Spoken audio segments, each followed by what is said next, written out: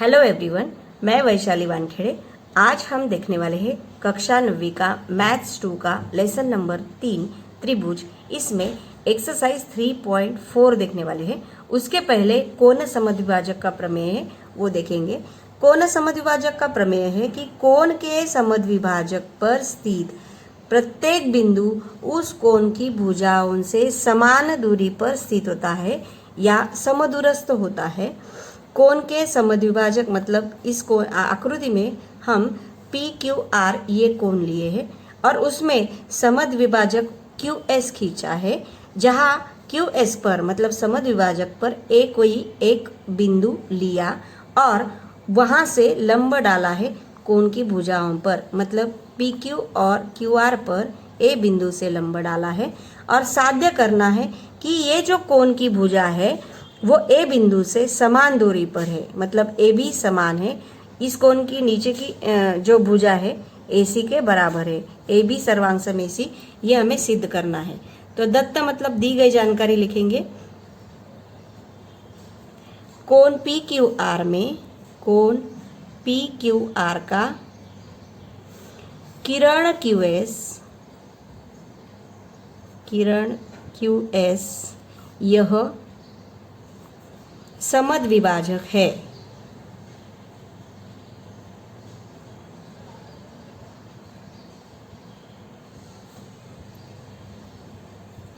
और Q S पर बिंदु ए यह किरण क्यू एस पर स्थित है और ए बी लंब है पी क्यू पर और ए सी लंब है क्यू आर पर। अभी साध्य करना है, ये जो है समदूरस्थ मतलब ये दूरी समान है, कोण की भुजाओं की दूरी जो है ए बिंदु से ए बी बराबर ए सी, यह समान है ए बी बराबर ए सी, ये हमें सिद्ध करना है। अभी हम उपपत्ति लिखेंगे।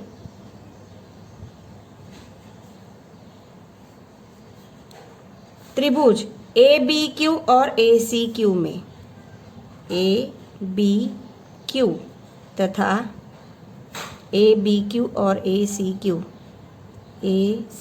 क्यू में ये भुजा सामान्य है दोनों त्रिभुजों के लिए, ऊपर के त्रिभुज के लिए भी और नीचे के त्रिभुज के लिए। क्यू ए सर्वांगसम क्यू ए रेख क्यू ए सर्वांगसम रेख क्यू ए, इसको भुजा भी बोल सकते हैं, सामान्य भुजा। और ये कोण 90 है, ये भी कोण 90, माप समान है मतलब वो भी सर्वांगसम है। कोण ए बी क्यू सर्वांगसम कोण ए सी क्यू, माप समान माप वाले या समकोण ऐसा भी बोल सकते, क्योंकि दत्त में ही दिया है कि लंब है मतलब उसका माप 90 है। और कोण ए, ये जो है कोण ए क्यू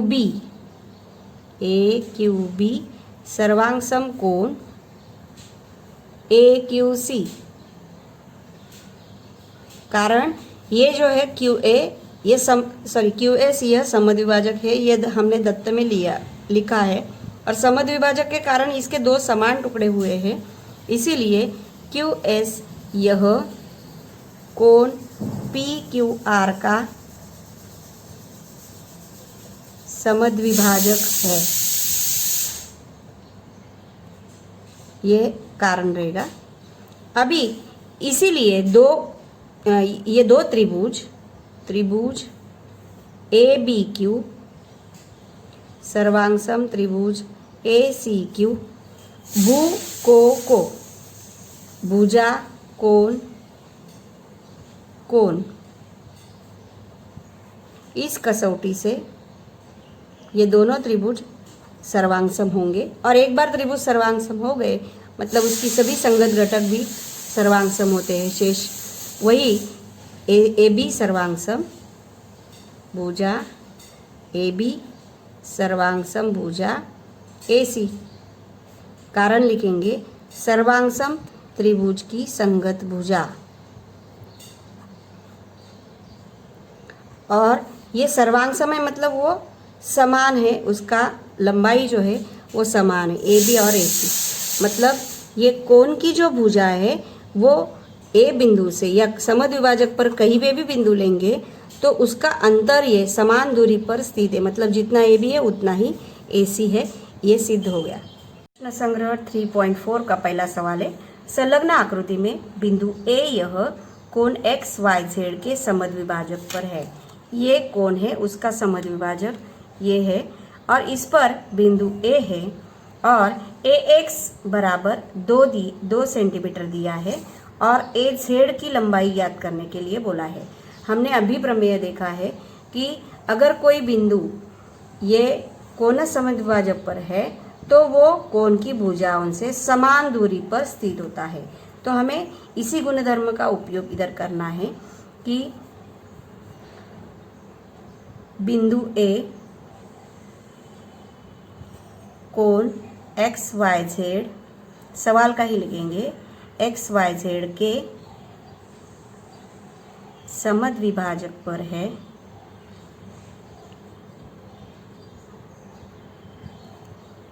देयरफॉर कोण के समद्विभाजक प्रमेय से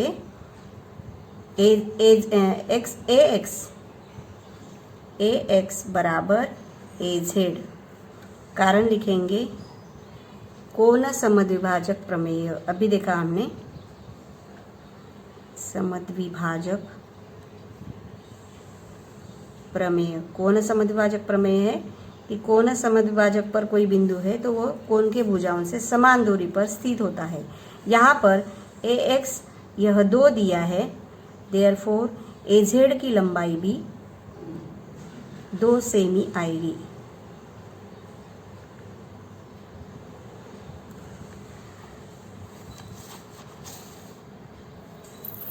प्रश्न क्रमांक दूसरा है, आकृति में आर एस टी ये कोण दिया है 56 और रेख पी टी यह लंब है किरण एस टी के और पी आर यह भी लंब है एस आर पर।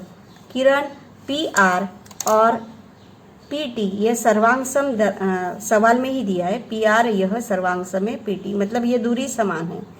तो आर एस पी मतलब ये कोण निकालना है, ये पूरा दिया है, ये निकालना है। तो हम शुरुआत करते हैं कि ये जो दिया है लंब रेख पी टी लंब किरण एस टी तथा किरण रेख पी टी लंब एस टी और किरण रेख पी आर लंब है किरण एस आर। ये दी गई जानकारी और लिखेंगे जो दिया है रेख पी आर यह सर्वांगसम है रेख पी टी से। ये दिया है पी आर मतलब ये दूरी जो है वो समान है। इसका मतलब ये जो बिंदु P है उसकी कोण के भुजाओं से समान दूरी पर स्थित है। बिंदु P यह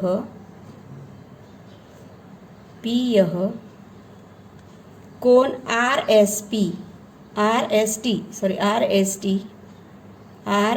टी के भुजाओं से समान दूरी पर स्थित है। ये दूरी समान है। देयरफॉर ये बिंदु P यह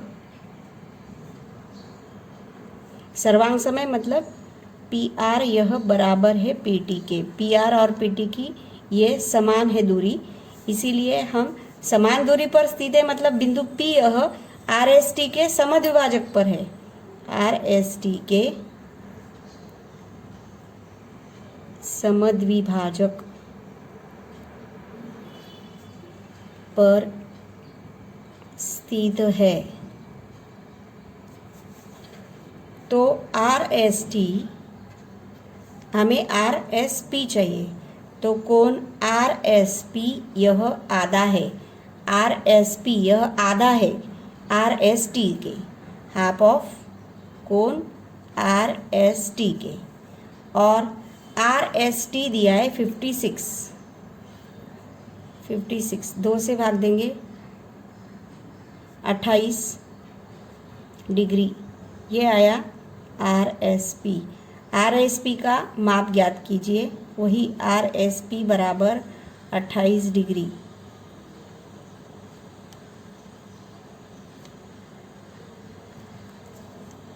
इसके लिए कारण वही कोण समद्विभाजक प्रमेय, और ऊपर हमने लिया है कि कोण समद्विभाजक पर है, इसका मतलब ये समान दूरी पर स्थित है।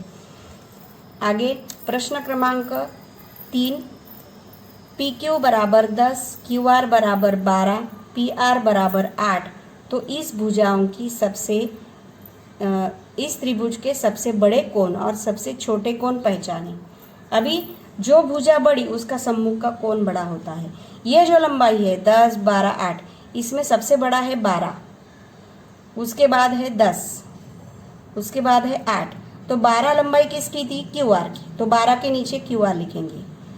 10 के लंबाई है पी क्यू, तो उसके नीचे पी क्यू लिखेंगे। 8 है पी आर। अभी जो बड़ी भुजा है उसके सम्मुख का कोण बड़ा होता है। क्यू आर इस भुजा का सबसे बड़ा उसके सामने वाला कोण है कोण पी बड़ा है। पी क्यू यह 10 है, उसके सामने वाला कोण है आर, और पी आर भुजा के सामने वाला कोण है क्यू। इसका मतलब सबसे बड़ा कोण जो है वो पी है और सबसे छोटा कोण क्यू है। सबसे बड़ा कोण पी और सबसे छोटा कोण क्यू। कारण यही बड़ी भुजा के सम्मुख कोण बड़ा होता है। बड़ी भुजा के सम्मुख कोण बड़ा होता है।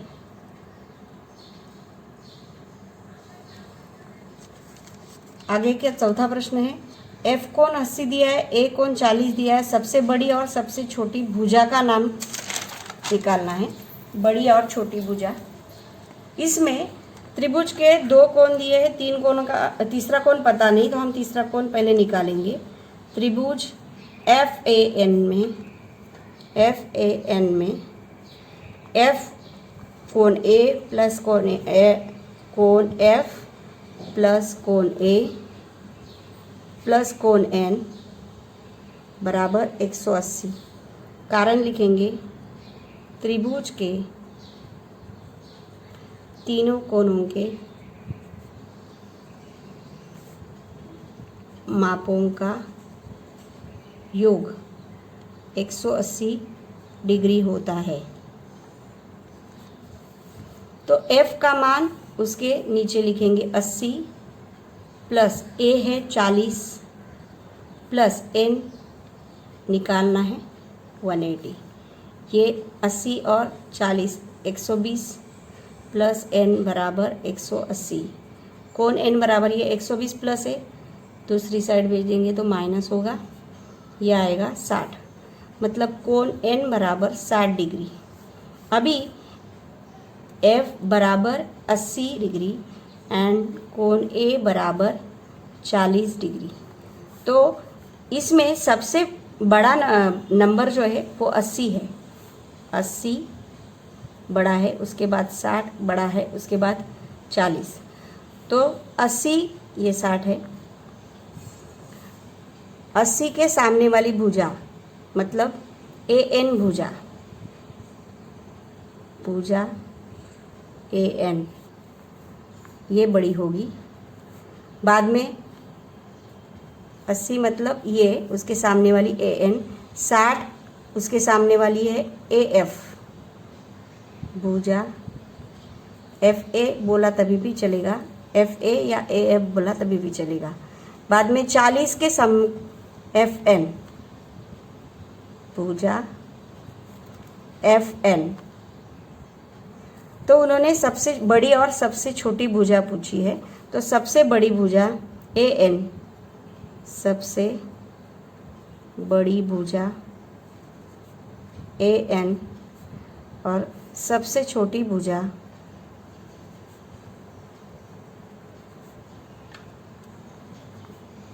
FN या NF बोला तभी भी चलेगा। उन्होंने सबसे बड़ी और सबसे छोटी भुजा का नाम पूछा था। कारण यही कि बड़े कोण के सम्मुख भुजा बड़ी होती है।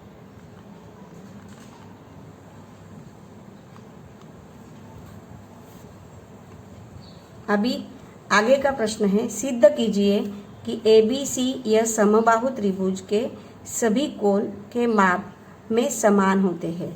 अभी समबाहु त्रिभुज ये दी गई जानकारी है, इसीलिए दत्त में लिखेंगे कि त्रिभुज ABC यह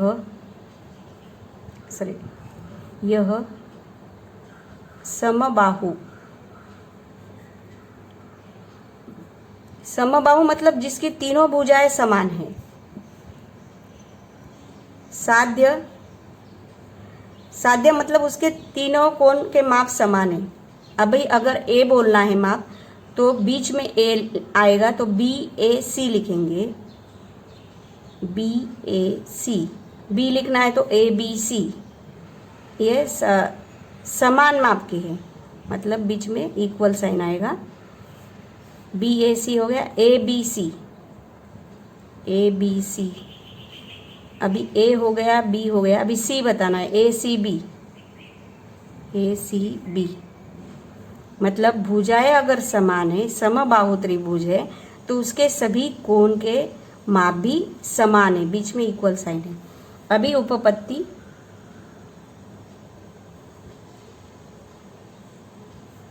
पहले ये दो लेंगे।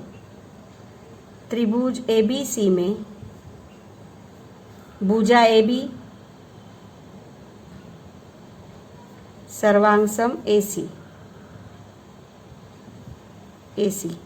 AB सर्वांगसम AC मतलब समद्विबाहु, उसके आधार के कोण मतलब ABC, ये कोण और ये कोण, उसको बोलेंगे ABC सर्वांगसम कोण। ये बोलना है तो ACB, ABC ACB। कारण लिखेंगे समद्विबाहु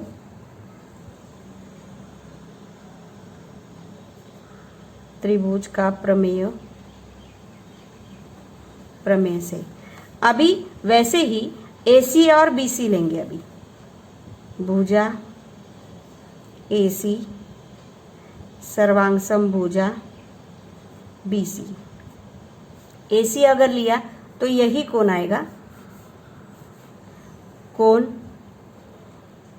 A बोलना है, A तो BAC सर्वांगसम कोण। अभी AC बोला तो ये बोला A, और BC बोलेंगे तो ये ABC। अभी ABC ये पहला और दूसरा अगर समीकरण का नाम देंगे तो ABC समान है, मतलब ये बचे हुए जो है वो भी सर्वांगसम होंगे, मतलब ACB भी सर्वांगसम हो गया। कोण BAC, इसको समद्विबाहु जो ऊपर कारण दिया था त्रिभुज का प्रमेय कारण देंगे। और यहाँ पर 1 तथा 2 से, 1 तथा 2 मतलब समीकरण 1 में ABC और 2 में भी ABC है, मतलब ये समान है, मतलब ये भी समान होंगे, ACB और BAC। इसका मतलब ये तीनों कोण समान है। समीकरण 1 2 3 से ABC सर्वांगसम कोण ACB सर्वांगसम कोण BAC फ्रॉम समीकरण 1 2 एंड 3 से, इसको नंबर 3 देंगे। इसका मतलब इसके तीनों कोणों के माप समान है, ये सिद्ध हो गया। आगे है प्रश्न क्रमांक 6, ABC में कोण BAC के समद्विभाजक, ये दो समान भाग करने वाला समद्विभाजक है AD, यह BC को लंब है, BC पर लंब है, तो सिद्ध कीजिए कि ABC यह समद्विबाहु त्रिभुज है, मतलब ये भुजाएं समान है, ये सिद्ध करना है। तो दत्त लिखेंगे, दत्त मतलब दी गई जानकारी, दी गई जानकारी में ABC यह त्रिभुज है, त्रिभुज ABC में कोण BAC का समद्विभाजक BC पर लंब है, मतलब को AD यह किरण AD यह कोण BAC का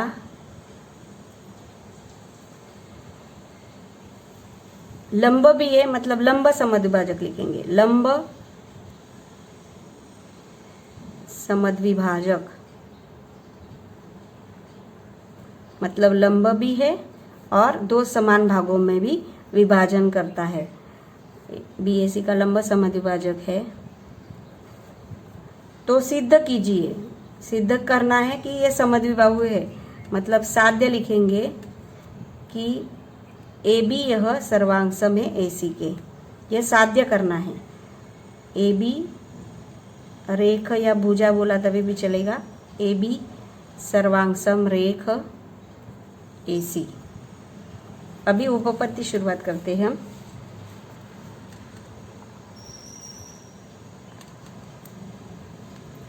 त्रिभुज ABC में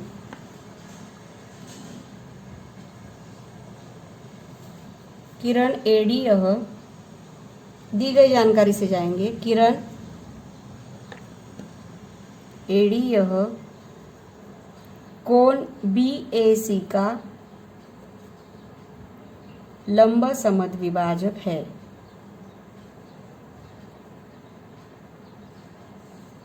सवाल में ही दिया है। तो इस कारण ये दो त्रिभुज बने हैं, ABD और ACD, त्रिभुज ABD तथा त्रिभुज ACD में ये भुजा जो है सामान्य है और ये कोण भी सर्वांगसम है, ये भी कोण सर्वांगसम है। भुजा AD सर्वांगसम भुजा AD, कारण लिखेंगे सामान्य भुजा। किरण AD यह BAC का लंब समद्विभाजक है, ये सवाल में उन्होंने दिया है, और इस लंब समद्विभाजक के कारण ABD और ACD ये दो त्रिभुज तैयार हुए हैं, उसमें ये जो कोण है वो सर्वांगसम है, क्योंकि ये समद्विभाजक है। कोण BAD सर्वांगसम कोण BAD हो गया, तो CAD कारण लिखेंगे AD यह कोण BAC का समद्विभाजक है। दो समान कोण के दो समान टुकड़े इसीलिए हुए हैं। बाद में ये कोण 90 है, क्योंकि लंब भी है, ऐसा सवाल में दिया है। इसका मतलब ADB कोण ADB सर्वांगसम कोण ADC प्रत्येक का माप 90 डिग्री, प्रत्येक का माप 90 डिग्री। तो इसीलिए ये दो त्रिभुज ABD सर्वांगसम त्रिभुज ABD ACD कारण लिखेंगे को भू को कसौटी से।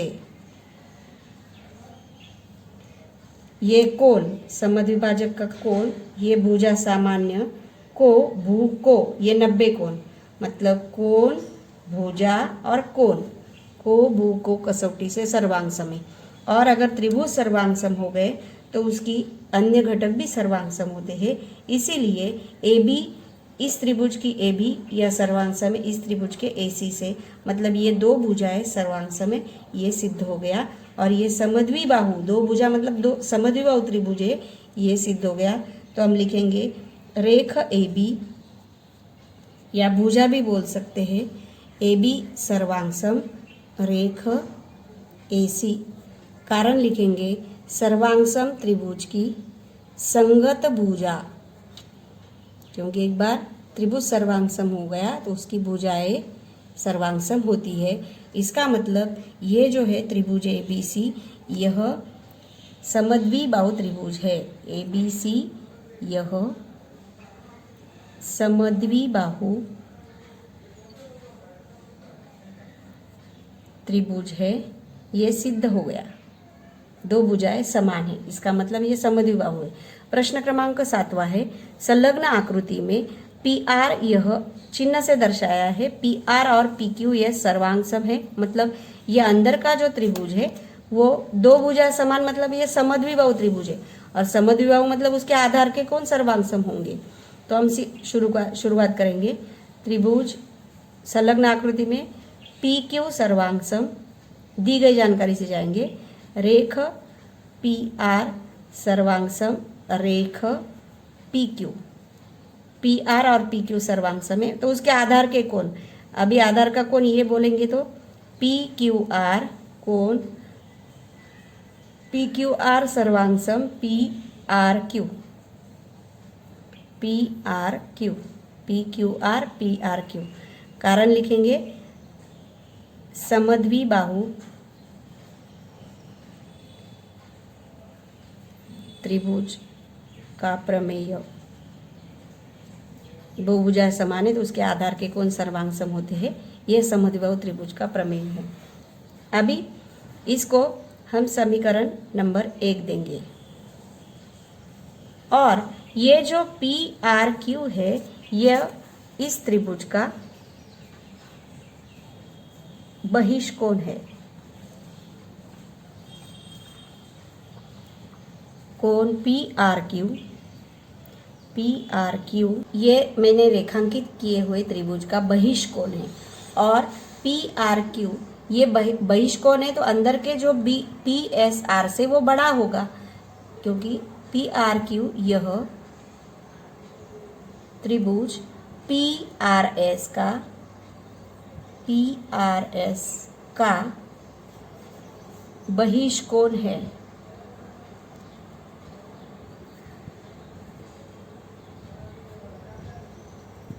और बहिष्कोण का माप यह बड़ा होता है, मतलब पी आर क्यू यह बड़ा होगा पी एस आर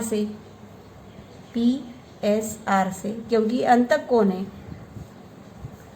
ये हमने शुरू में त्रिभुज पी क्यू आर में लिखा था, त्रिभुज पी क्यू आर में। और पी क्यू आर मतलब पी क्यू और पी आर, वैसे अर्थ तो वही है, पी क्यू सर्वांग सम पी आर सर्वांग सम पी क्यू, ऐसा दोनों में से पहला कौन सा भी लिख सकते हैं। तो लेकिन पी क्यू आर मैंने लिखा था, इसीलिए पी क्यू मैंने पहले लिखा। यहाँ पर पी आर क्यू बड़ा है पी एस आर से। कारण लिखेंगे त्रिभुज के बहिष्कोण प्रमेय से, क्योंकि बाहर का बहिष्कोण ये बड़ा होता है। और समीकरण 1 में हमने लिखा है कि पी आर क्यू यह पी क्यू आर के बराबर है, तो पी आर क्यू की जगह पे हम पी क्यू आर लिख सकते हैं। पी क्यू आर यह बड़ा है कोण पी एस आर से। समीकरण 1 में हमने पी आर क्यू और पी क्यू आर ये बराबर लिखे हैं, मतलब पी क्यू आर ये हम पी आर क्यू की जगह पे लिखेंगे। और आकृति में अगर देखेंगे तो पी क्यू आर को हम पी क्यू एस भी लिख सकते हैं, क्योंकि क्यू कोण तो क्यू पर ही बना है। पी क्यू आर बोलेंगे या पी क्यू एस बोलेंगे, तो पी क्यू एस लिखेंगे, यह बड़ा है। पी एस आर को, पी एस आर मतलब एस पर बना कोण है, तो हम पी एस आर की जगह पे पी एस क्यू लिख सकते हैं। कोण पी एस क्यू ये लिख सकते हैं। तो त्रिभुज पी क्यू एस में, पी क्यू एस में ये जो कोण है पी क्यू एस, यह बड़ा है कोण पी क्यू एस बड़ा है पी एस क्यू से, पी एस क्यू से। इसे हम समीकरण नंबर 2 देंगे, ताकि इसमें कारण लिख सकते हैं समीकरण 2 से। और बड़े कोण के सम्मुख की भुजा बड़ी होती है, तो पी क्यू एस बड़ा है, इसका मतलब ये जो पी क्यू है एस ये बड़ा है, तो उसके सामने वाली भुजा है पी एस, तो भुजा पी एस बड़ी होगी पी एस क्यू से। अभी पी एस क्यू ये जो कोण है उसके सामने वाली भुजा है पी क्यू, भुजा पी क्यू। पी एस बड़ी है पी क्यू से, यही हमें सिद्ध करना था। कारण लिखेंगे बड़े कोण के सम्मुख की भुजा बड़ी होती है, बड़े कोण के सम्मुख की भुजा बड़ी होती है। और यही हमें सिद्ध करना था कि रेख पी एस, भुजा मतलब रेख, रेख पी एस बड़ा है रेख पी क्यू से। सवाल में दिया है ए ई बराबर बी डी, ये दोनों समान हैं, तो सिद्ध कीजिए ए डी यह सर्वांगसम है रेख बी ई के। अभी हम त्रिभुज ए डी बी तथा त्रिभुज B E A D B मतलब ये त्रिभुज और बी ई ए मतलब ये त्रिभुज, इसमें ए डी बी में भी ये कोण 90 है बताया है। कोण ए डी बी बराबर कोण बी ई ए बराबर 90, क्योंकि शीर्ष लंब बताया मतलब ये 90 है। और ये भुजा सामान्य है, और कर्ण जो है इस ए डी बी में ए बी यह है और इसमें भी ए बी यह है, और समकोण के सम्मुख की भुजा मतलब कर्ण होती है, इसीलिए कर्ण बी ए सर्वांगसम कर्ण बी ए। सामान्य भुजा इसमें दत्त में ही दिया है कि लंब है, तो कर्ण और भुजा जो एक भुजा दी है भुजा ए ई सर्वांगसम भुजा बी डी, तो कर्ण भुजानुसार ये दोनों त्रिभुज सर्वांगसम होंगे। ए डी बी सर्वांगसम त्रिभुज बी ई ए, कारण कर्ण भुजा प्रमेय। और एक बार त्रिभुज सर्वांगसम हो गए तो उसके शेष घटक भी सर्वांगसम होते हैं, मतलब ए डी सर्वांगसम बी ई हम लिख सकते हैं रेख ए डी सर्वांगसम रेख बी ई। कारण लिखेंगे सर्वांगसम त्रिभुज की संगत भुजाएं सर्वांगसम होती है, यही हमें सिद्ध करना था। आगे का प्रश्न संग्रह 3.5 में एक्स वाई जेड और एल एम एन यह समरूप है, समरूप है तो उसके संगत कोणों के नाम और संगत भुजाओं के अनुपात भी लिखिए। त्रिभुज एक्स वाई जेड समरूप त्रिभुज एल एम एन है, तो एक्स सर्वांगसम कोण पहला जो है वो एल है, बाद में वाई y मतलब दूसरा, सर्वांग है कोण M से, और कोण Z सर्वांग कोण N, क्योंकि ये समरूप दिया है तो उसके संगत कोण भी सर्वांग संगत कोणों के नाम ये है। और संगत भुजाओं के अनुपात, अभी अनुपात अगर लिखना है तो एक्स वाई, इस त्रिभुज का एक्स वाई, तो इस त्रिभुज का LM लिखेंगे, बराबर YZ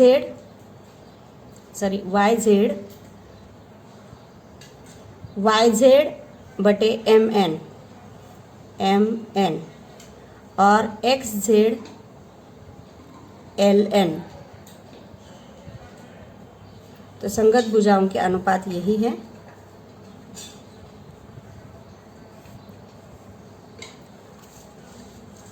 बाद में एक्स वाई बराबर 4, YZ बराबर 6, XZ बराबर 5, तो त्रिभुज XYZ समरूप त्रिभुज PQR दिया है, तो हम उसके भुजाओं के अनुपात लिखेंगे।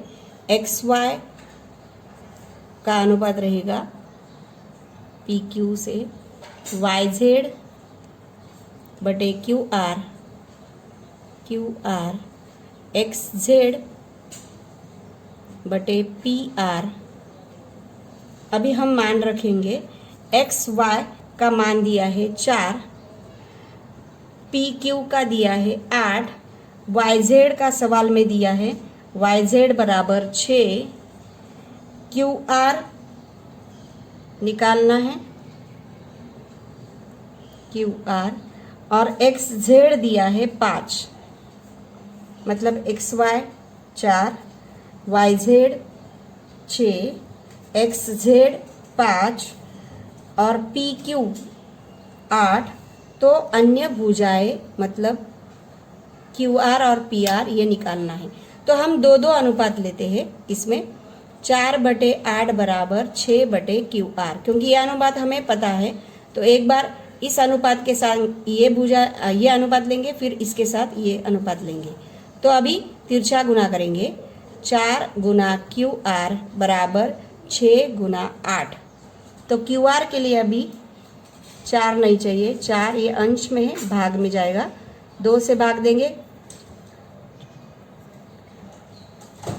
फिर से 2 से देंगे,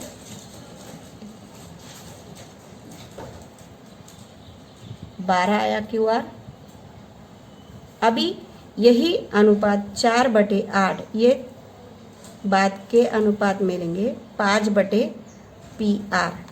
अभी तिरछा गुना करेंगे, 4 गुना PR बराबर 5 गुना 8, तो PR के लिए अभी 4 नहीं चाहिए, ये अंश में है, भाग में जाएगा, 4 से भाग देंगे, PR का मान आया 10। लास्ट वाला जो समरूप त्रिभुजों की कच्ची आकृति बनाने के लिए बोला है, हम कच्ची आकृति में दर्शाया, लेकिन ये अनुपात में है ऐसा दर्शाएंगे। तो कच्ची आकृति में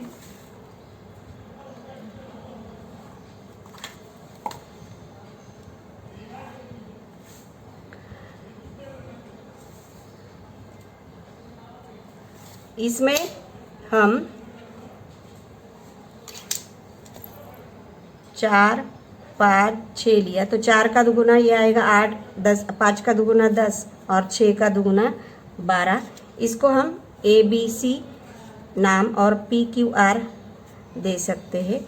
कच्ची आकृति बनाई है, उसमें नाम दिया, उसके सर्वांग कोण चिन्ह से दर्शाए हैं, तो कोण दर्शाएंगे, ये सर्वांग इससे, फिर ये सर्वांग इसके, और ये सर्वांग इसके। इस प्रकार त्रिभुज ABC समरूप त्रिभुज PQR ये इसमें दर्शाया है। इस प्रकार हमारा 3.4 एंड 3.5 एक्सरसाइज खत्म हो गया।